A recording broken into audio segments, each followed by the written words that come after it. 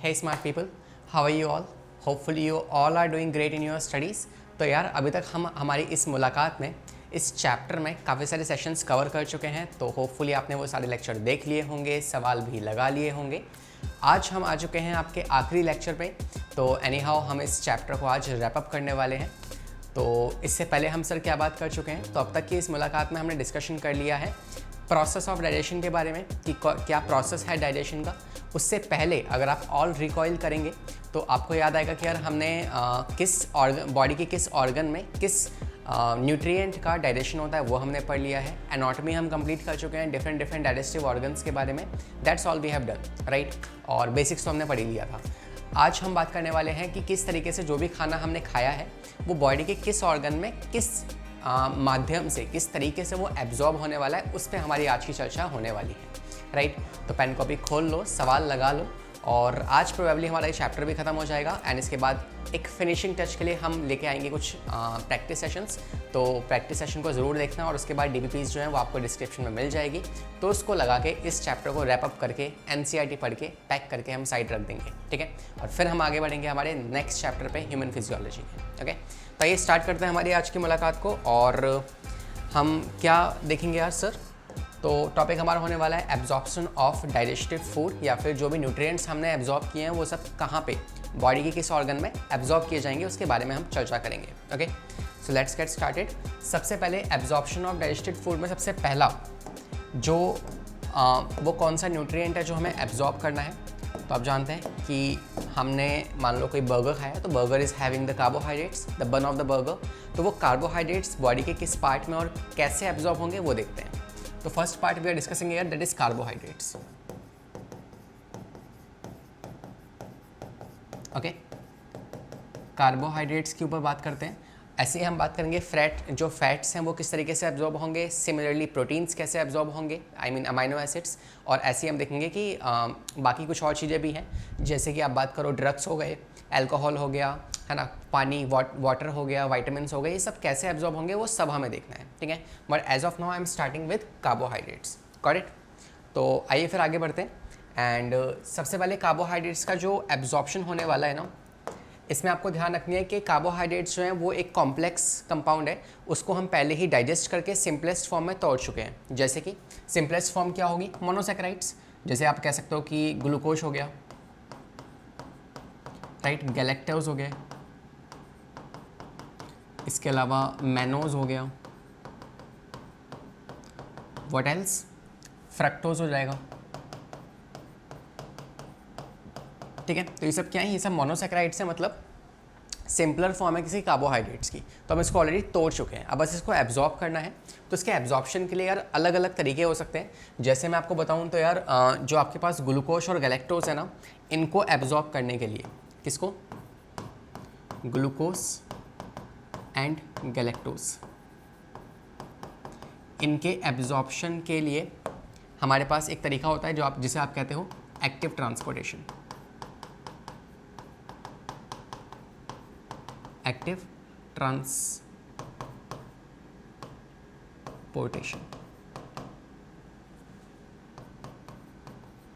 Okay.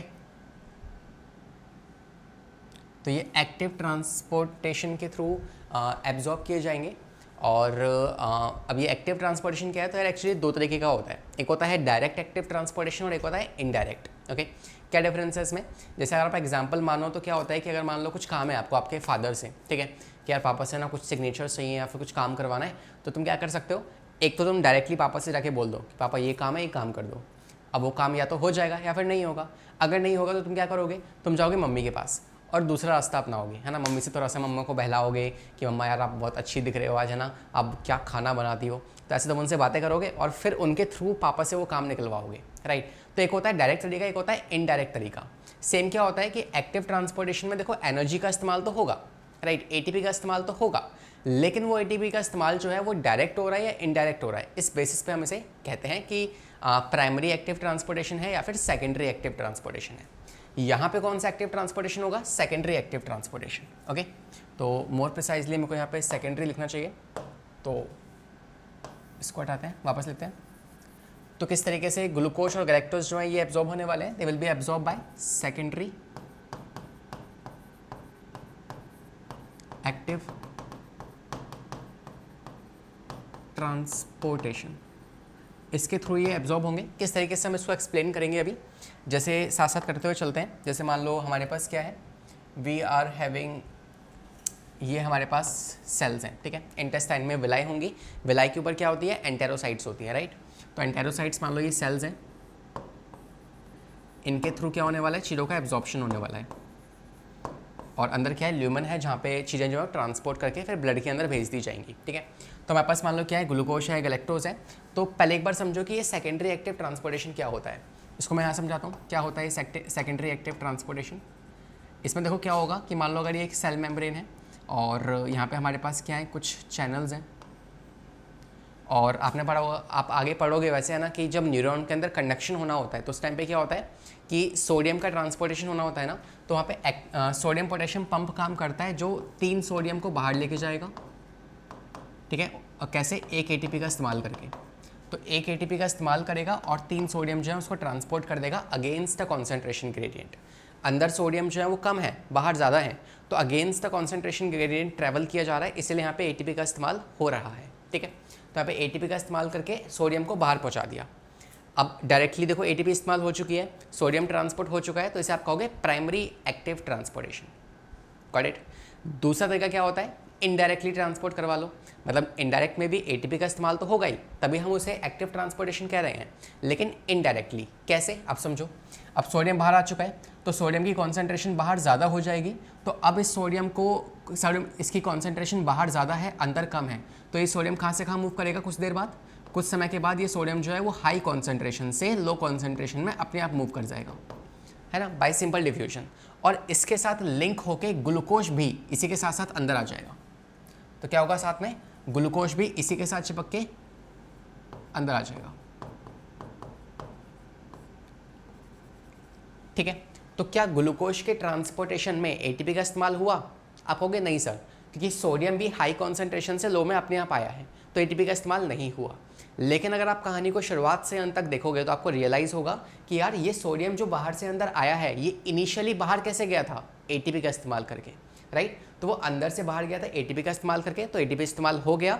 अब वही sodium जो है वो हाई कॉन्सेंट्रेशन से डिफ्यूजन के थ्रू अंदर आ रहा है और ग्लूकोज को साथ लेके आ रहा है। तो ग्लूकोज का ट्रांसपोर्टेशन जो है वो सेकेंडरी एक्टिव ट्रांसपोर्टेशन से हो रहा है, क्योंकि यहाँ पे कोई एटीपी का इस्तेमाल नहीं हुआ, लेकिन वो जो सोडियम बाहर पहुँचे थे उनको पहुँचाने में तो एटीपी का इस्तेमाल हुआ था ना, तो इसलिए आप इसे कहते हो ये इनडायरेक्टली एटीपी का इस्तेमाल कर रहे हैं, ठीक है। तो आपको आपसे पूछे कि बताओ ग्लूकोज का ट्रांसपोर्टेशन कैसा होता है, तो आप कहेंगे सेकेंडरी एक्टिव ट्रांसपोर्टेशन, ना कि प्राइमरी एक्टिव, ओके। तो यहाँ पे क्या होगा, आप कहोगे ग्लूकोज जो होगा वो ट्रांसपोर्ट हो जाएगा एंटेरोसाइट से इस बॉडी के अंदर, है ना, किसके through, with the help of sodium. But process क्या होगा, सेकेंडरी एक्टिव ट्रांसपोर्टेशन, और उसमें यहाँ पे मैं इसको एक नाम दे दे रहा हूँ, and that name is called as sodium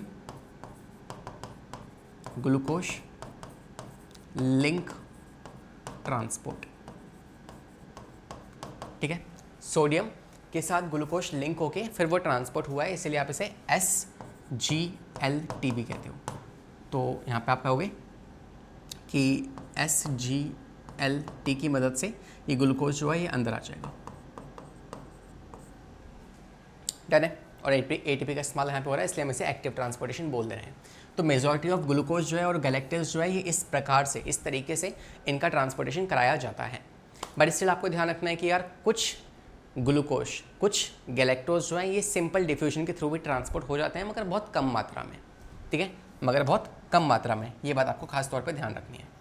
तो एज ए नोट पॉइंट यहाँ पे ऐड कर लेते हैं। वो नोट पॉइंट क्या होगा कि स्मॉल या सम ग्लूकोज एंड गैलेक्टोज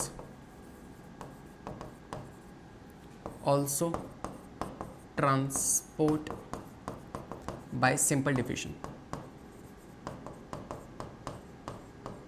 है ना। और सिंपल डिफ्यूजन क्या होता है हम जानते ही हैं।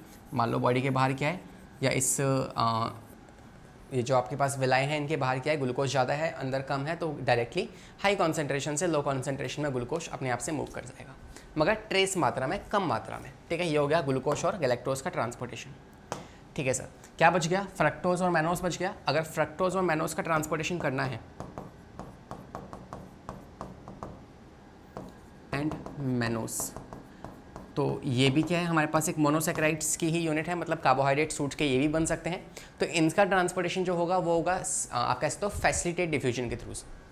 कैसे होगा, ये चीज़ें जो हैं ये दोनों ट्रांसपोर्ट किए जाएंगे with the help of facilitate diffusion. और फैसिलिटेट डिफ्यूजन क्या होता है, जहाँ पे आप ट्रांसपोर्टेशन कर रहे हो लेकिन एटीपी का इस्तेमाल नहीं कर रहे, किसका इस्तेमाल कर रहे हो, प्रोटीन कैरियर्स का इस्तेमाल कर रहे हो। ठीक है, तो अब हम क्या इस्तेमाल करेंगे, प्रोटीन कैरियर्स।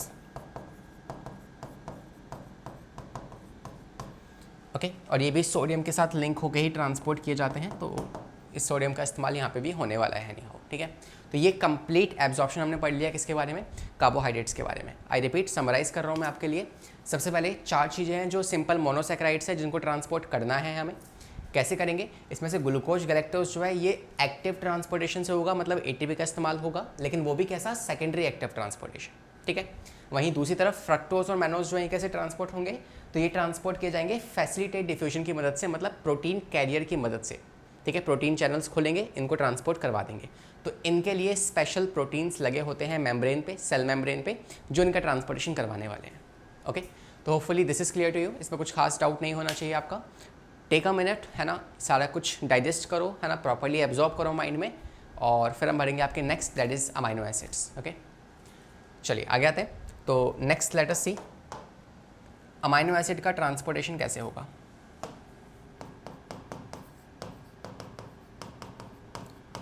अमाइनो एसिड, तो अमाइनो एसिड ध्यान रखना कि इनका ट्रांसपोर्टेशन जो होता है वो 2 तरीके से हो सकता है, या तो सिंपल डिफ्यूजन के थ्रू या फिर एक्टिव ट्रांसपोर्टेशन के through. Most of the amino acid जो होते हैं वो ट्रांसपोर्ट किए जाते हैं with the help of active transportation. कुछ मात्रा में जो है वो अमाइनो एसिड सिंपल डिफ्यूजन से भी ट्रांसपोर्ट हो सकते हैं। ओके, तो आइए इन्हीं दोनों बातों को फटाफट से लिख लेते हैं, और कुछ खास नहीं है इसमें। तो mostly amino acids are transported by active transportation.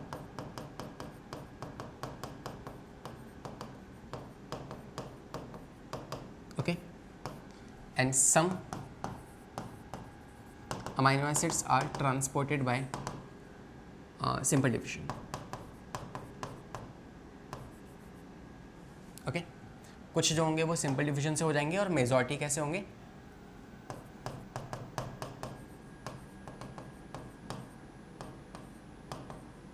Majority जो है वो आपके एक्टिव ट्रांसपोर्टेशन से ट्रांसपोर्ट होने वाले हैं। डन है, this is what we have done about the amino acids. क्या आता है इसके बाद नेक्स्ट, तो हमने प्रोटीन्स कर लिए, मतलब अमाइनो एसिड्स कर लिए, कार्बोहाइड्रेट्स कर लिए। अब तीसरी बात करते हैं फैट्स के बारे में। और फैट्स के बारे में समझना थोड़ा सा इंटरेस्टिंग है। क्यों इंटरेस्टिंग है, थोड़ा अलग भी है, क्योंकि प्रोटीन्स, कार्बोहाइड्रेट, वाइटामिन्स, इन सब की आप जो बात करते हो ना, ये सब डायरेक्टली ब्लड में एब्जॉर्ब किए जा सकते हैं, लेकिन जो आपके फैट हैं, फॉस्फोलिपिड्स हैं, बाइल सॉल्ट हैं, ये सब कुछ डायरेक्टली आप ब्लड में एब्जॉर्ब नहीं कर सकते। इनको आपको स्पेशल वेसल्स होती हैं विलाई के पास, जिन्हें आप कहते हो लैक्टियल्स, तो ये लैक्टियल्स के थ्रू एब्जॉर्ब होते हैं। देन आगे जाके इनको ब्लड में डाला जाएगा, मगर इनिशियली आप इन्हें डायरेक्टली ब्लड में एब्जॉर्ब नहीं कर सकते। तो दैट इज़ वाई इनको समझना, फैट्स के एब्जॉर्प्शन को समझना थोड़ा सा, है ना, इंटरेस्टिंग बन जाता है। तो आइए उसे डिस्कस करते हैं। तो लेट्स डिस्कस नेक्स्ट कि भाई फैट कैसे डाइजेस्ट एब्जॉर्ब होते हैं। तो तीसरा, फैट एब्जॉर्प्शन। फैट्स एब्जॉर्प्शन कैसे होता है उसकी बात करते हैं। और फैट के एब्जॉर्प्शन में, जैसे मैं आपसे कहूँ कि कार्बोहाइड्रेट्स का एब्जॉर्प्शन, तो इसका मतलब ये नहीं है कि आपने कार्बोहाइड्रेट्स को एब्जॉर्ब किया है। कार्बोहाइड्रेट्स के सिंपलेस्ट फॉर्म जो डाइजेशन के बाद बची थी, जैसे ग्लूकोज, गैलेक्टोज और मैनोज और फ्रक्टोज, इनको एब्जॉर्ब किया था, राइट। ऐसे ही फैट के, अगर मैं आपसे कह रहा हूँ फैट का एब्जॉर्प्शन, तो फैट का एब्जॉर्प्शन मतलब क्या, तो फैट्स की जो सिंपलेस्ट फॉर्म होती है, क्या क्या बचेगी आपके पास डाइजेशन के बाद, क्या बचा है फैट के डाइजेशन के बाद, आपके पास बचे हैं triglyceride,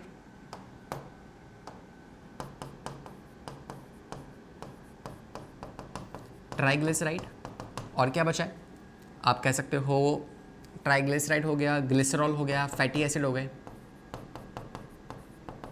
fatty acid, glycerol, right. इनका एब्जॉर्प्शन की हमें बात करनी है।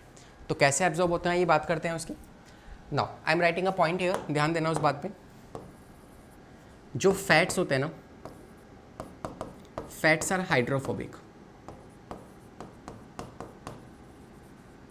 ये बात डाइजेस्ट होती है, इसीलिए वो सेल मेम्ब्रेन से ट्रांसपोर्ट नहीं किए जा सकते बिकॉज दे आर हाइड्रोफोबिक, पानी से मतलब वो डरते हैं, तो it's like they are hydrophobic in nature. ये पहली बात है, तो इसमें कोई डाउट नहीं होना चाहिए, राइट।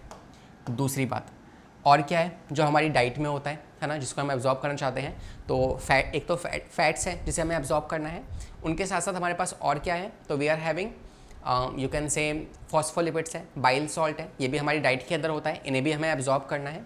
तो नेक्स्ट टाइम राइटिंग कि जो बाइल सॉल्ट हो गए या फॉस्फोलिपिड्स हो गए, ये कैसे होते हैं, दे आर एम्फीपैथिक।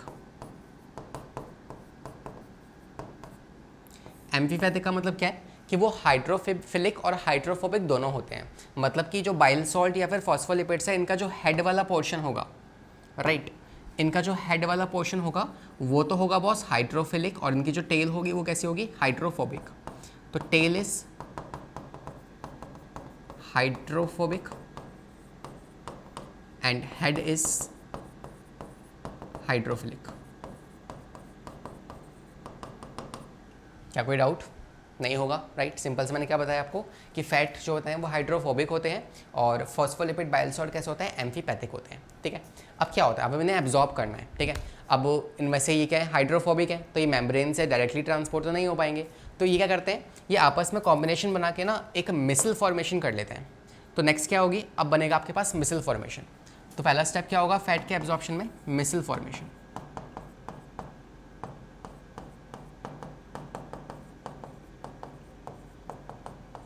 ठीक है, तो फैट एब्जॉर्प्शन में आपको ध्यान रखना है, सबसे पहले क्या बनते हैं, फैट्स को एब्जॉर्ब करने के लिए पहले मिसल्स की फॉर्मेशन करनी पड़ेगी। मिसल्स क्या है, मिसल्स जो है ये बाइल सॉल्ट, फॉस्फोलिपिड और फैट, ये तीनों मिल जाते हैं आपस में, इनके मिलने से बनता है क्या मिसल। तो it will appear something like this, कि मान लो ये फैट का मॉलिक्यूल है, इस पे ऊपर कौन जोड़ दिया मैंने, बाइल सॉल्ट और फॉस्फोलिपिड जोड़ दूंगा। तो बाइल सॉल्ट फॉस्फोलिपिड्स क्या आपको पता है, इनके पास हाइड्रोफिलिक हेड होगा जो बाहर की तरफ है, और अंदर की तरफ क्या है, हाइड्रोफोबिक टेल।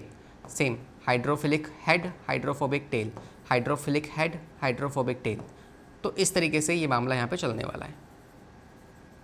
तो अभी जो आप देख पा रहे हैं क्या बन चुका है, ये बन चुका है मिसल फॉर्मेशन। तो इन्होंने आपस में कॉम्बिनेशन बना लिया और now this is what we called as मिसल।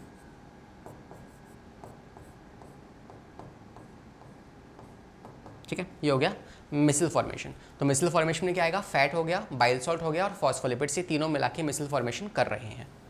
अच्छा सर, ठीक है। अब क्या होगा, अब next they will be transported into एंटेरोसाइट्स,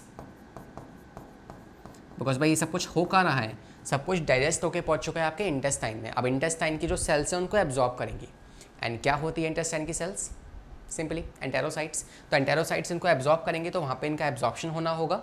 कैसे होगा, ये होगा सिंपल डिफ्यूजन से, ये होगा सिंपल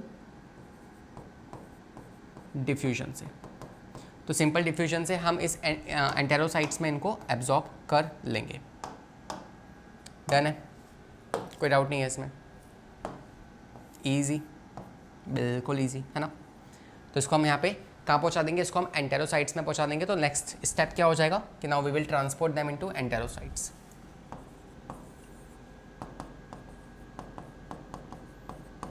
ट्रांसपोर्ट टू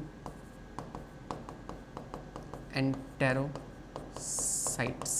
ठीक है, इसके बाद तीसरा स्टेप क्या होगा वो देखते हैं अभी। पहले यहाँ पे एक एंटेरोसाइट बनाते हैं और इस एंटेरोसाइट में हमें इसको ट्रांसपोर्ट कर देना है। ये हो गई एक एंटेरोसाइट, ठीक है। तो हम इस मिसल को इसके अंदर ट्रांसपोर्ट कर देंगे, और इस मिसल में क्या क्या है मैं यहाँ लिख दूँ। इस मिसल के अंदर क्या क्या है, इसमें है आपका bile salt, fat plus bile salt plus phospholipids. तो अब क्या करेंगे, अब इस मिसल में से इसके जो बाइल सॉल्ट है ना उसको रीएब्जॉर्ब कर लेंगे। ठीक है, जो आपका ब्लड है वो ब्लड इन, या ब्लड कह लो या फिर आपके इंटेस्टाइन बात कर लो, इंटेस्टाइन जो है वो इस मिसल्स में से बाइल सॉल्ट को निकाल देगी। तो अब क्या होगा, ये जो मिसल्स हैं, मिसल्स में से बाइल सॉल्ट को अलग निकाल लेंगे।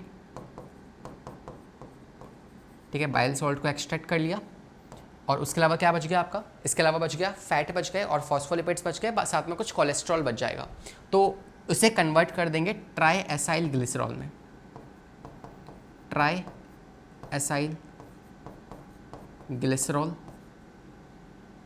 या ग्लिसराइड, इसमें कन्वर्ट कर दिया और इसको फिर आगे प्रोसेसिंग के लिए भेज देंगे जहाँ पे एंटेरोसाइट, वो भी एक सेल है, उसके पास भी गोल्गी बॉडीज़ होगी, एंडोप्लाज्मिक रेटिकुलम होगा, तो वहाँ पे वो जो गोल्गी बॉडीज़ और एंडोप्लाज्मिक रेटिकुलम है वो इस ट्राइग्लिसराइड को, आई रिपीट, एंडोप्लाज्मिक रेटिकुलम और गोल्गी, ये जो है ये इस ट्राइग्लिसराइड के ऊपर एक प्रोटीन की ना कवरिंग चढ़ा देंगे। तो अब क्या होगा, ये आपके पास मान लो क्या है, ट्राइग्लिसराइड है, इसके ऊपर चढ़ जाएगी इस तरीके से एक प्रोटीन की covering, this is protein covering, and now this part, ये जो आपके पास पार्ट बन गया है एंटेरोसाइट्स में, इस पार्ट को आप कहते हो क्या, यू कॉल इट काइलोमाइक्रोन। तो नेक्स्ट स्टेप क्या होगा, तीसरा स्टेप होता है काइलोमाइक्रोन की फॉर्मेशन। तो अब बन जाएगा काइलोमाइक्रोन, ठीक है। तो हमारे पास क्या बन चुका है, नेक्स्ट स्टेप अगर मैं यहाँ पे मेंशन करना चाहूँ आपको तो आई विल राइट इट कि बॉस नेक्स्ट क्या है हमारे पास, अब काइलोमाइक्रोन बन चुका है। काइलोमाइक्रोन क्या है कि ये मान लो क्या है, दिस इज ट्राइएसाइल ग्लिसरॉल, जिसके ऊपर एक प्रोटीन की हमने कवरिंग चढ़ा दी है, दिस इज ट्राइग्लिसराइड, या sorry this is chylomicron, this is what, this is chylomicron.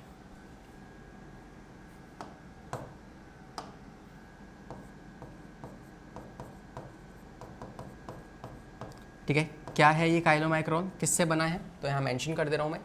Chylomicron के अंदर पहली बात तो ऊपर प्रोटीन की कवरिंग है और उसके अंदर क्या है, तो इसके पास है ट्राइएसाइल ग्लिसराइड प्लस में फॉस्फोलिपिड्स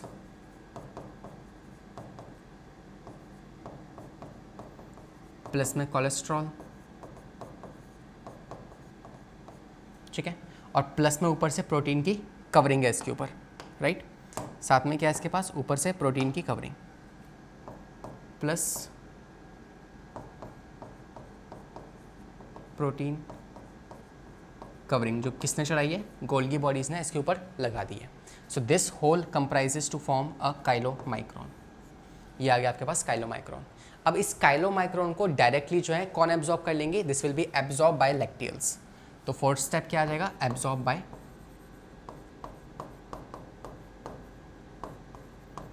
लैक्टियल्स। तो अब ये डायरेक्टली मूव कर जाएंगे कहाँ पे, ये मूव कर जाएंगे लैक्टियल्स के अंदर। लैक्टियल्स कहाँ हैं, विलाई के अंदर पाई जाती हैं, ठीक है, दीज आर लैक्टियल्स। डन। तो एक बार रिव्यू मारो, मैं आपको रिपीट करता हूँ ये पूरी कहानी की क्या हुआ। हमारे पास क्या था, हमें फैट्स का एब्जॉर्प्शन करना था, फैट्स को हमने सिंपल फॉर्म में तोड़ा, क्या ट्राइग्लिसराइड हो गए आपके, फैटी एसिड्स हो गए, ग्लिसरॉल हो गए, ठीक है। तो फैट्स कैसे हैं, हाइड्रोफोबिक हैं, बाइल सॉल्ट फॉस्फोलिपिड जो आपने डाइट में लिए हैं, they are also the form of fats, तो they are amphipathic in nature, मतलब इनके पास हेड है विच इज़ हाइड्रोफिलिक, टेल है हाइड्रोफोबिक। तो अब ये सोच रहे हैं यार कैसे एब्जॉर्ब किया जाए, है ना, बिकॉज मेम्ब्रेन से डायरेक्टली ट्रांसपोर्ट नहीं हो सकते, इनका 36 का आंकड़ा है, ये ट्रांसपोर्ट नहीं हो सकते। तो इन्होंने क्या किया, इन्होंने षड्यंत्र रचा और मिसल फॉर्मेशन कर ली। तो आपस में संगठन बनाया और बीच में आ गया कौन, आपके पास फैट का मॉलिक्यूल, और साइड में क्या लग चुके हैं, फॉस्फोलिपिड्स और बाइल सॉल्ट लग चुके हैं। दिस इज कॉल्ड एज मिसल। अब ये मिसल सिंपल डिफ्यूजन से कहाँ एंटर करेगा, एंटेरोसाइट्स में। एंटेरोसाइट्स में एंटर करते समय पे इसमें से बाइल सॉल्ट को वापस से निकाल लिया जाएगा, क्या बचेगा, ट्राइएसाइल ग्लिसराइड, ठीक है। ट्राइएसाइल ग्लिसराइड जो है इस पे ऊपर प्रोटीन की कवरिंग चढ़ा देंगे and this particular part is called as chylomicron. तो आप देख रहे हो कि जो फैट एब्जॉर्ब नहीं हो सकता था, हमने क्या किया, उस फैट को कन्वर्ट किया मिसल्स के अंदर, मिसल्स को कन्वर्ट किया काइलोमाइक्रोन में, और अब काइलोमाइक्रोन को हम किस में भेज देंगे, लैक्टियल्स के अंदर भेज देंगे। तो पहले मिसल फॉर्मेशन, फिर उसके बाद एंटेरोसाइट्स में ट्रांसपोर्ट किया गया उसको, और इसे किस में कन्वर्ट कर दिया, काइलोमाइक्रोन्स में।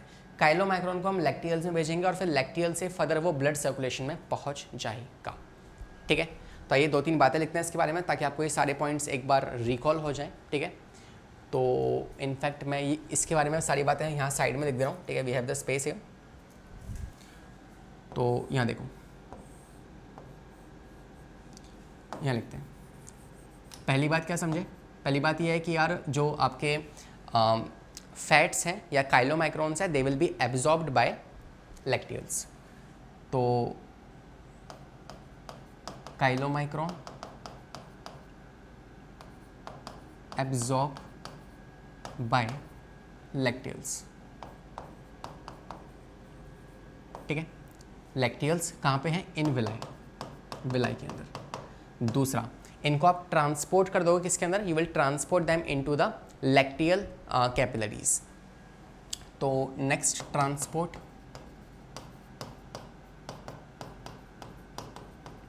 Chylomicron to lacteal capillaries. और फिर लास्ट में you will release this into blood vessels, blood vessels या ब्लड सर्कुलेशन में आप फाइनली उसे ट्रांसपोर्ट कर दोगे। तो अगर आपको डायग्रामेटिकली मैं समझाऊं तो आप इसे कुछ ऐसे समझना, जैसे हमारे पास क्या था? ये था हमारे पास फैट, जिस फैट को हमने कन्वर्ट किया मिसल्स के अंदर, मिसल्स को हमने कन्वर्ट किया, कहाँ भेज दिया? एंटेरोसाइट्स में। एंटेरोसाइट्स में फिर जाके हमने उसे किस में कन्वर्ट कर दिया? काइलोमाइक्रोन में। काइलोमाइक्रोन क्या है? प्रोटीन की कवरिंग है और उसके अंदर फॉस्फोलिपिड्स हैं, कोलेस्ट्रॉल है और फैट्स हैं। ठीक है, अब उस काइलोमाइक्रोन को हमने क्या कर दिया? ये आपके पास मान लो विलाई थी, विलाई के अंदर क्या होती है? लैक्टियल्स होती हैं, ब्लड वेसल्स भी होती हैं और लैक्टियल्स भी होते हैं। मान लो ये हैं ब्लड वेसल्स, जहाँ पे एब्जॉर्प्शन नहीं होने वाला, स्पेशली फैट्स का। ठीक है, कार्बोहाइड्रेट्स वगैरह एब्जॉर्ब हो जाएंगे लेकिन फैट यहाँ पे एब्जॉर्ब नहीं होगा। उसके अलावा यहाँ पे क्या है? यहाँ होती है कुछ लैक्टियल्स। ये ग्रीन कलर से क्या है? ये है lacteals. So these are lacteals. तो इस काइलोमाइक्रोन को हम लैक्टियल में एब्जॉर्ब करवा देंगे। ठीक है, और फिर लैक्टियल से इसको फर्दर रिलीज करवा देंगे ब्लड सर्कुलेशन में, रिलीज इनटू ब्लड सर्कुलेशन। ठीक है, so this is what we complete how the fats are being absorb. तो इसको आप एक बार वापस से नज़र मार सकते हैं। डन है, तो होपफुली आपको समझ में आ चुका है and we have done the absorption of fats also. एक दो बातें यहाँ पे मेंशन कर देता हूँ मैं आपके लिए कि पहली बात, जो एब्जॉर्प्शन हो रहा है किसका? नोट पॉइंट है, साइड में अलग से लिखना। पहली बात कि आपके जो ग्लूकोज हैं या मैं बात करूँ अमाइनो एसिड्स हैं, ये सब डायरेक्टली किस में एब्जॉर्ब हो पा रहे हैं? Directly absorbed, direct absorption. ठीक है, direct absorption in blood capillaries या ब्लड वेसल्स। तो इनका डायरेक्ट एब्जॉर्प्शन ब्लड वेसल्स में हो सकता है। लेकिन वहीं अगर हम बात करें फैट्स की, तो फैट्स का जो एब्जॉर्प्शन होता है, absorption in lacteals then into blood circulation. उसके बाद फिर इसको ब्लड सर्कुलेशन में डालेंगे हम। ठीक है, then into blood circulation. Hopefully this is clear to you. Okay, और एक वर्ड आता है काइल। एक वर्ड आपने पढ़ा होगा काइन। काइन क्या होता है कि जब बोलस जो होता है वो स्टमक में एंटर करता है तो एसिडिक बोलस, जब बोलस के ऊपर एसिड चिपक जाए उसे आप कहते हो काइन। ठीक है, CHYME। यहाँ पे क्या है? काइल। काइल क्या होता है? Kyle is nothing but whitish colour का एक बोलस फॉर्म आपको दिखेगी, जो एक्चुअली क्या है? Which is nothing but fat, जिसको आप एब्जॉर्ब कर रहे हो किसके अंदर? आपके इंटेस्टाइन के अंदर। ठीक है, तो ये जो काइलोमाइक्रोन्स हैं, इन्हीं के ग्रुप को आप एक तरीके से काइन को कह सकते हो। So this is the white food या white foody substance inside intestine, absorbed into lacteals। ठीक है, जिसको आप लैक्टियल्स में एब्जॉर्ब करने वाले हो, तो वही काइलोमाइक्रोन्स या फिर फैट का वो सब्सटेंस जो वाइटिश कलर का हो चुका है और उसको आप डायरेक्टली लैक्टियल्स के अंदर एब्जॉर्ब कर दोगे, उसे आप कहते हो काइल। डन, तो hopefully this is clear to you and यहाँ पे हमारा सारा का सारा एब्जॉर्प्शन का पार्ट भी कंप्लीट होता है। तो हमने देख लिया किस तरीके से प्रोटीन्स मतलब अमाइनो एसिड्स एब्जॉर्ब होते हैं, किस तरीके से कार्बोहाइड्रेट्स एब्जॉर्ब होते हैं और किस तरीके से फैट का एब्जॉर्प्शन होता है, ये भी हमने यहाँ पे जान लिया है। This is what we complete here. उसके अलावा कुछ और चीज़ें भी हैं जो हम खाते हैं, ऑब्वियसली है ना, खाते हैं हम बहुत कुछ है ना, वी हैव डन सब कुछ ही खा चुके हैं हम। तो कुछ चीज़ें ऐसी भी हैं जो मतलब हार्मफुल हैं, कुछ चीज़ें ऐसी भी हैं जो यूज़फुल हैं, जिनको डायरेक्टली एब्जॉर्ब होना पड़ेगा, तो वो भी देख लेते हैं। तो हमारे माउथ में किस चीज़ का एब्जॉर्प्शन होता है, तो माउथ में आपके ड्रग्स जैसे कि आपके एनटीजी ड्रग्स जो होते हैं, जैसे नाइट्रो ग्लिसराइन जो होता है, ये आपका एक ड्रग है जो डायरेक्टली एब्जॉर्ब होगा आपके, जैसे आपने अगर इसको रखा माउथ में तो डायरेक्टली माउथ ही इसको एब्जॉर्ब कर लेगा, ठीक है, ब्लड सर्कुलेशन में डाल देगा। गैस्ट्रिक या आपके स्टमक में क्या एब्जॉर्प्शन होता है, तो वाटर का absorption, alcohol, this is important. Alcohol जो होती है वो कहाँ पे एब्जॉर्ब होती है, ये एक नीट का सवाल था कि alcohol absorption takes place in, तो अल्कोहल एब्जॉर्प्शन जो होता है वो होता है आपके स्टमक के अंदर, ठीक है। इसलिए कहते हैं ना कि like there are some people who always want to have you know some चखना, है ना, that's a wrong word that I am using, but हाँ लाइक कुछ नमकीन चिप्स वगैरह वो देते हैं हमेशा whenever they are consuming the alcohol. तो वाई इज इट इम्पॉर्टेंट कि अल्कोहल के साथ में कुछ लेना पड़ेगा, क्यों ज़रूरी है, बिकॉज देखो जो अल्कोहल है वो डायरेक्टली आपके स्टमक में जाएगी, स्टमक में डायरेक्टली एब्जॉर्ब होगी। अब मान लो आपने कोई साथ में नमकीन चिप्स नहीं लिया, है ना, दे आर फैट मॉलिक्यूल्स, तो आपने अगर साथ में अल्कोहल के साथ फैट कंज्यूम नहीं किया तो फैट क्या करेगा, एक्चुअली फैट ना उस अल्कोहल के एब्जॉर्प्शन को डिले कर देगा। फैट जो है वो स्टमक की वॉल पे लग के उस अल्कोहल के एब्जॉर्प्शन को डिले कर देगा। अब आपने क्या किया, मान लो वो चिप्स मतलब जिसने भी चिप्स वगैरह तो नहीं खाए, डायरेक्टली अल्कोहल कंज्यूम कर ली, तो वो एकदम से ब्लड में एब्जॉर्ब होगी, है ना, और एकदम से ब्लड में एब्जॉर्ब होके हो सकता है कि वो ब्रेन के पास पहुंच के ब्रेन को हिट कर दे। इसीलिए only consuming alcohol is not you know suggested. हालांकि अल्कोहल इज़ नॉट सजेस्टेड, है ना, मगर जो लोग अल्कोहल कंज्यूम करते हैं वो हमेशा like you know with the help of some chips Kurkure उसके साथ ही उसे यू नो एब्जॉर्ब करेंगे। तो मेन मुद्दा क्या था कि यार एब्जॉर्प्शन अल्कोहल का कहाँ पे होता है, आपके स्टमक के अंदर होता है, ठीक है। ग्लूकोज का एब्जॉर्प्शन, एस्पिरिन जो दवाइयाँ होती है, पैरासीटामोल हो गई, इन सब का एब्जॉर्प्शन भी कहाँ होता है, आपके स्टमक के अंदर ही होता है। ड्यूडेनम जो है उसमें आयरन, कैल्शियम, इनका एब्जॉर्प्शन होता है, तो बल्क ज़्यादा मात्रा में ये एब्जॉर्ब किए जाते हैं। जेजुनम के अंदर साइट ऑफ मास एब्जॉर्प्शन, इसमें मेजॉरिटी ऑफ चीज़ें जैसे कि आपके कार्बोहाइड्रेट्स हो गए, कार्ब्स, प्रोटीन्स, फैट्स, इन सब का एब्जॉर्प्शन मेजरली कहाँ होना होता है, आपके जेजुनम के अंदर। मैंने पहले आपको लिखवाया भी है कि ड्यूडेनम जो होती है, duodenum is the site of digestion, है ना, ड्यूडेनम के अंदर ज़्यादा डाइजेशन होता है और जेजुनम के अंदर ज़्यादा एब्जॉर्प्शन होता है। तो यहाँ पे एब्जॉर्प्शन ज़्यादा होगा और इलियम में क्या होगा, विटामिन B12 हो गए, बाइल सॉल्ट हो गए, इनका एब्जॉर्प्शन होगा। Now a point two note here that is about bile salt. आपको याद है मैंने आपको बताया था, ये देखो फैट के एब्जॉर्प्शन के दौरान यहाँ पे जब ये मिसल्स जो है ये एंटेरोसाइट्स में एंटर किया और इन्हें काइलोमाइक्रोन में चेंज किया गया, तो उस दौरान बाइल सॉल्ट को निकाल लिया गया था। तो अब ये बाइल सॉल्ट को हमने कहाँ निकाल लिया, इंटेस्टाइन में निकाल लिया, है ना, और ये सब कहाँ हो रहा है, ड्यूडेनम के अंदर हो रहा है। तो ड्यूडेनम से क्या होगा, ये बाइल सॉल्ट हल्का सा आगे जाएंगे, इलियम में आएंगे और इलियम इनको डायरेक्टली एब्जॉर्ब कर लेगी। तो इलियम में डायरेक्टली इस बाइल सॉल्ट का एब्जॉर्प्शन हो जाएगा ब्लड के अंदर। लास्ट कॉलोन के अंदर वाटर का, मिनरल्स का और कॉर्टिकोस्टेरॉइड हार्मोन्स का जैसे कि ACTH, इनका एब्जॉर्प्शन होता है। This is what you can remember, ठीक है। तो ये कुछ एक आध बातें एक्स्ट्रा हैं जो आपको याद रखनी है, and this is what we have done here also, ठीक है। तो ये भी हमने यहाँ कंप्लीट कर लिया है। इसके अलावा व्हाट नेक्स्ट, हम एक आध चीज़ें और पढ़ सकते हैं जैसे कि हार्मोन सिक्रीशन। तो हमारी बॉडी के अंदर कुछ ना डिफ्यूज सिस्टम पाया जाता है। What is diffuse endocrine system, कि हमारी बॉडी में ना कुछ ऐसी अलग अलग जगहों पे अलग अलग तरह की सेल्स पाई जाती हैं जो कुछ कुछ हार्मोन सिक्रीट करती रहती हैं। तो मेजर आपके पास एंडोक्राइन ग्लैंड्स तो हैं, लाइक पिट्यूटरी ग्लैंड हो गई, है ना, थाइमस हो गया, थायराइड हो गया, एड्रिनल ग्लैंड हो गई, ये सारी ग्लैंड्स तो हैं हमारे पास। लेकिन इसके अलावा भी हमारी बॉडी में क्या है, एक एंडोक्राइन डिफ्यूज सिस्टम पाया जाता है। जैसे मैं आपसे कहूँ कि आप ना उन हार्मोन सिक्रीट करने वाली सेल्स को बाहर निकाल दो, तो आप नहीं निकाल सकते। क्यों? क्योंकि वो डिफ्यूज एंडोक्राइन सिस्टम है, वो आपकी बॉडी में ऐसे मिला पड़ा है कि आपको भी नहीं पता वो कहाँ कहाँ पाई जाएंगी, तो आपकी बॉडी के हर पार्ट में पाई जा सकती हैं। तो वही है आपका डिफ्यूज एंडोक्राइन सिस्टम। तो वो हम यहाँ पे पढ़ रहे हैं कि कुछ ऐसी सेल्स पाई जाती हैं आपके पूरे डाइजेस्टिव सिस्टम के अंदर जो कुछ कुछ हार्मोन सिक्रीट कर रही है, ठीक है। तो पहला जो हार्मोन है वो है आपका गैस्ट्रिन। गैस्ट्रिन का सोर्स क्या है, कौन सिक्रीट करता है इस गैस्ट्रिन को, तो आप कहोगे इसका सोर्स जो है वो है stomach.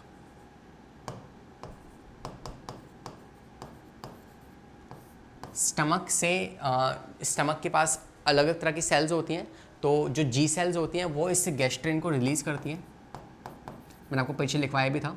Ji sales of the stomach जो एक लोकल हार्मोन रिलीज करती हैं, और वो लोकल हार्मोन कौन सा है? गैस्ट्रिन। तो ये गैस्ट्रिन रिलीज करती हैं, ठीक है।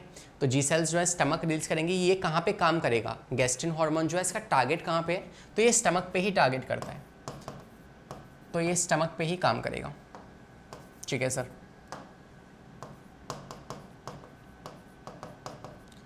काम क्या होगा इसका? फंक्शन क्या है? तो स्टमक पर जब ये काम करता है ना, तो ये क्या करता है? स्टमक के जो सिक्रीशन है, गैस्ट्रिक सिक्रीशन, उसको इंक्रीज करवा देगा। तो इट इंक्रीज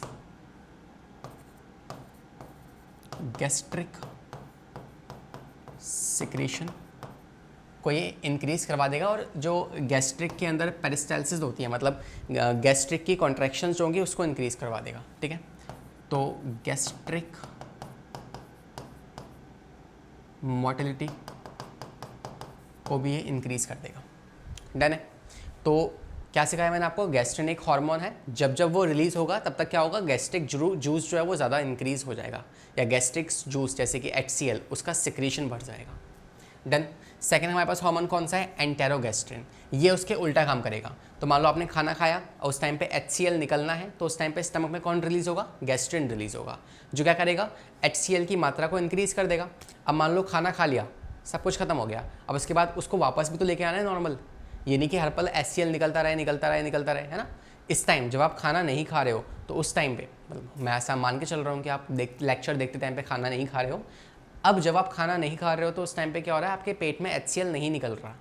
ऐसा नहीं है कि HCl आपकी बॉडी में हमेशा पाया जाता है, ऐसा नहीं होता, ठीक है। तो जब आप खाना नहीं खा रहे हो तो HCl नहीं है, तो वो HCl सिक्रीशन को स्टॉप कौन कर रहा है? एंटेरोगैस्ट्रिन। तो ये करेगा, ये भी स्टमक से ही रिलीज होगा। काम कहाँ पे करेगा? स्टमक पे ही काम करेगा। क्या करेगा? It will decrease the gastric secretion. Gastric secretion like HCl वगैरह, उसके सिक्रीशन को ये कम कर देगा और गैस्ट्रिक मोटिलिटी को भी डिक्रीज कर देगा। तीसरा हार्मोन हमारे पास आता है ड्यूरोक्राइन। ड्यूरोक्राइन जो है ये आपका एक हार्मोन है जो कहाँ से निकलता है? स्मॉल इंटेस्टाइन से। स्मॉल इंटेस्टाइन के कौन से पार्ट से? ड्यूडेनम से। और कहाँ पे काम करता है? स्मॉल इंटेस्टाइन पे ही काम करता है। कौन से पार्ट पे? ड्यूडेनम पे ही काम करता है। तो it's pretty easy to remember, right. काम क्या होता है इसका? तो ये जो है, ये ब्रूनस ग्लैंड जो होती हैं, आपको पता ना कि आपके इंटेस्टाइन में दो तरह की ग्लैंड्स हैं। एक तो है COL क्रिप्स ऑफ लिबरकन, और एक है आपकी ये वाली ब्रूनस ग्लैंड। तो ये क्या करेगा? ये ब्रूनस ग्लैंड का सिक्रेशन इंक्रीज कर देगा। तो it will increase secretion of Brunner's gland. तो इनके सिक्रेशन को इंक्रीज कर देगा, और इसका जो सिक्रेशन होगा वो बाइकार्बोनेट आयंस में रिच होगा, ठीक है। तो secretion will be rich in bicarbonate ions. Probably it's done, है ना। होपफुली आपको ये समझ में आ गया होगा। तो ये तीन हार्मोन हमने पढ़े हैं, पहला है गैस्ट्रिन, दूसरा एंटेरोगैस्ट्रिन, और तीसरा ड्यूरोक्राइन। तीन हार्मोन और पढ़ लेते हैं। नेक्स्ट आपके पास आएगा एंटेरोक्राइनिन। ये कौन रिलीज करेगा? तो it will be release by same small intestine, alright. It will be release by small intestine. Small intestine के कौन से वाले पार्ट से रिलीज होगा? तो ये भी ड्यूडेनम से ही रिलीज होगा। और टारगेट क्या होगा इसका? टारगेट सेम होगा, स्मॉल इंटेस्टाइन। लेकिन करने क्या वाला है? इसका काम कुछ अलग होगा कि यार जो एंटेरोक्राइनिन होगा ना, ये क्रिप्स ऑफ लुबरकन, ठीक है, ये म्यूकोसा में पाया जाएगा, और ये क्रिप्स ऑफ लुबरकन के सिक्रेशन को इंक्रीज कर देगा। तो it will increase the secretion of COL। तो ये इसके सिक्रेशन को इंक्रीज कर देगा, विच इज क्रिप्स ऑफ लुबरकन, जो कि ग्लैंड है किसकी? Intestinal gland. तो इस स्यूकस इंटेरिकस सिक्रेशन को इंक्रीज कर देगा, ठीक है, उसको इंक्रीज कर देगा ये। नेक्स्ट आएगा आपका सिक्रेटिन और CCK, कोलियोसिस्टोकाइनिन। सिक्रेटिन का पहले फंक्शन समझते हैं। सिक्रेटिन जो है ये आपका हार्मोन है जो कहाँ से रिलीज होगा? तो it will be release by small intestine, और उसके भी कौन से वाले पार्ट से? उसके भी डेल्टा सेल्स जो होती है ना, ठीक है, डेल्टा सेल्स जो है, या सिक्रेटिन इवन आप कह सकते हो ये पेनक्रियाज से रिलीज होगा, not from small intestine. Pancreas में जो डेल्टा सेल्स हैं वो रिलीज करेंगे इसको। पेनक्रियाज के जो डेल्टा सेल्स हैं वो इसको रिलीज़ करवाएंगी, और ये कहाँ पे काम करेगा, ये काम करेगा स्मॉल इंटेस्टाइन में। ठीक है, काम क्या होगा इसका, तो सिक्रेटिन जो होता है ये पहली चीज़ तो गॉल ब्लैडर के सिक्रेशन को इंक्रीज करेगा, सिक्रेशन ऑफ गॉल ब्लैडर, और दूसरा काम क्या होगा इसका कि ये गैस्ट्रिक मोटिलिटी को इंक्रीज कर देगा, और तीसरा काम होगा कि ये पैनक्रियाटिक एंजाइम के सिक्रेशन को इंक्रीज कर देगा, पैनक्रियाटिक एंजाइम के सिक्रेशन को इंक्रीज करेगा। यहाँ पे करेक्शन कर लो कि ये स्मॉल इंटेस्टाइन पे काम नहीं करता, ये किस पे एक्ट करेगा, टारगेट क्या होगा इसका, तो इसका टारगेट होने वाला है पैनक्रियास एंड लिवर। तो ये लिवर और पैनक्रियास पे अपना एक्शन दिखाता है। सीसी के जिसका नाम है कोलियोसिस्टोकाइनिन,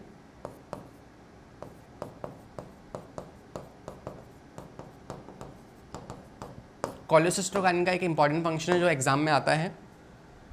पहली बात ये कहाँ से रिलीज होगा, तो it will be release by again pancreas.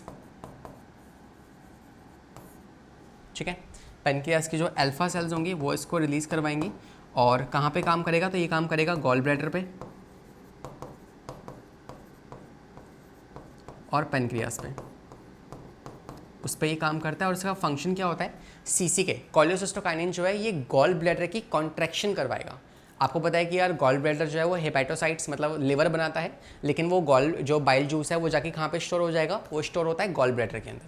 अब गॉल ब्लैडर के अंदर पाया जाएगा बाइल जूस। अब उस बाइल जूस को जब बाहर निकलवाना है, तो बाहर निकलवाने के लिए गॉल ब्लैडर की कॉन्ट्रैक्शन करवाना ज़रूरी है, तो ये उसकी कॉन्ट्रैक्शन करवाएगा। अगर आप यहाँ पे ध्यान से देखें, मैंने लिखा हुआ है कि ये गॉल ब्लैडर के सिक्रेशन को इंक्रीज कर रहा है, कौन, सिक्रेटिन। तो सिक्रेटिन जो है उसकी वजह से गॉल ब्लैडर का जो सिक्रेशन है मतलब बाइल जूस का सिक्रेशन इंक्रीज हो जाएगा। लेकिन पहली बार बाइल जूस को बाहर किसने निकलवाया, तो बाहर निकलवाने वाला कौन है, कोलियोसिस्टोकाइनिन, जो कि गॉल ब्लैडर की कॉन्ट्रैक्शन करवाएगा, जिसकी वजह से बाइल जूस बाहर निकल जाएगा। तो आप कहोगे यहाँ पे इसकी वजह से क्या होगा, कॉन्ट्रैक्शन ऑफ गॉल ब्लैडर। तो ये जो है ये contraction of gall bladder increase कर देगा, और साथ में ये आप कह सकते हो ये पैनक्रियाटिक सिक्रेशन को इंक्रीज कर देगा या एंजाइम्स को इंक्रीज कर देगा। तो ये सेम काम है इसका वाला भी, बस एक ये डिफरेंस है कि कॉन्ट्रैक्शन ऑफ गॉल ब्लैडर करके और फिर secretion of bile juice, secretion of bile juice को रिलीज करवा देगा। ठीक है, और उसका सिक्रेशन इंक्रीज करना होगा तो ये करवाएगा। तो this is how we have done all the hormones जो आपके जीआई ट्रैक में पाए जाते हैं, गैस्ट्रो इंटेस्टाइनल ट्रैक में जो भी हार्मोन छोटे मोटे सेल्स पाए जाएंगे जो हार्मोन सिक्रीट करेंगे वो ये हैं। Done. So this is we have talk about all the topics, है ना, और यहाँ पे हमारा चैप्टर होता है ख़त्म। That's all for this chapter. Congratulation, है ना, हमने ये चैप्टर कंप्लीट कर लिया है। आज के सेशन में कुछ खास क्वेश्चंस नहीं है, इसकी डीपीपी आपको मिल जाएगी डिस्क्रिप्शन में, उस डीपीपी को आप अटेंड कर लीजिए। और फिर नेक्स्ट सेशन जो आएगा वो होगा प्रैक्टिस सेशन, जहाँ पे हम लगाने वाले हैं ढेर सारे सवाल। तो you will be most welcome there, है ना। मिलते हैं हमारी अगली मुलाकात में, और कीप ट्राइंग, है ना, कि आप सारे लेक्चर्स को प्रॉपर्ली देख रहे हैं, नोट्स साथ साथ बनाते हुए चलना, और इसके अलावा यार सवाल लगाओ। जितनी ज़्यादा गलतियाँ करोगे उतना ही ज़्यादा तुम सीखोगे। तो दिस इज़ द टाइम कि यार जिस समय पे हम अपने सिलेबस को पेस में लेके आ सकते हैं। अदरवाइज़ जैसे जैसे आप समय बीतेगा वैसे वैसे एग्ज़ाम के पास वाला समय बहुत जल्दी बीतता है ना, रफ्तार से जाता है। तो इससे बेटर है कि यार इस टाइम पे सवाल लगाना शुरू कर दो, जितना भी बैकलॉग है उसे कवर करना स्टार्ट कर दो। एंड आते हैं आने वाले लेक्चर्स में, है ना, मिलेंगे। तब तक के लिए पढ़ाई करते रहें, सेफ रहें।